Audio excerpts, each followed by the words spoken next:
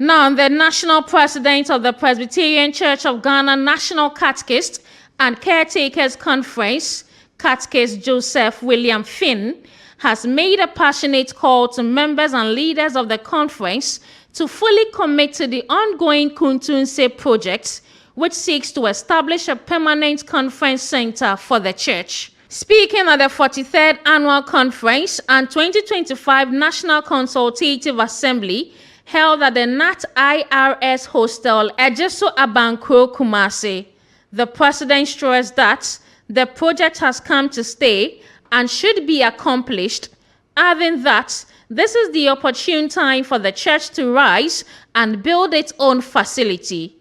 He reminded members of the decision taken at the previous assembly, which required each catechist to contribute a minimum of 200 Ghanaian cedi annually, alongside a monthly 20 Ghanaian cedi contribution from presbyteries. He, however, expressed concern that some members may not yet have honored this commitment, describing such a situation as regrettable. Fellow Catechists and invited guests, the Kutunse Project has come to stay and should be accomplished. The Presbyterian Church of Ghana needs its own conference center. This is the time to rise up and build. I am, however, yet to receive amounts collected from various presbyteries towards this project, per the decision taken at our last assembly of paying not less than 20 Ghana cedis a month.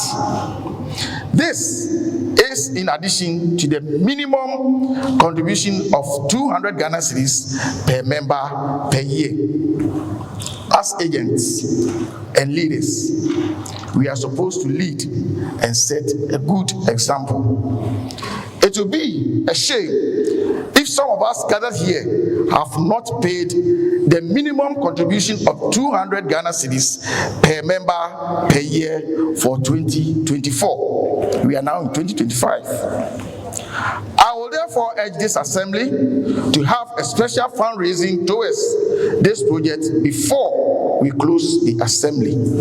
Again, a decision should be taken for the presbyteries to pledge some amounts towards the Kutunse Project effective this year till 2028. To accelerate progress, the president proposed that the current assembly should organize a special fundraising before its close and also urge presbyteries to pledge contributions towards the project from 2025 through 2028. The Kutunse Project, when completed, is expected to provide a befitting conference center, reducing the cost of hiring external facilities and strengthening the administrative and training capacity of the church.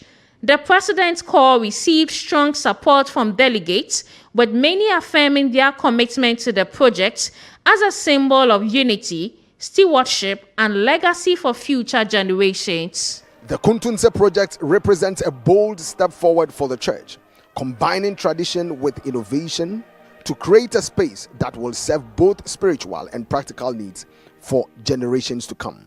As we embark on this journey, we invite you to join us in realizing this vision, one that honors our past, enriches our present, and inspires our future.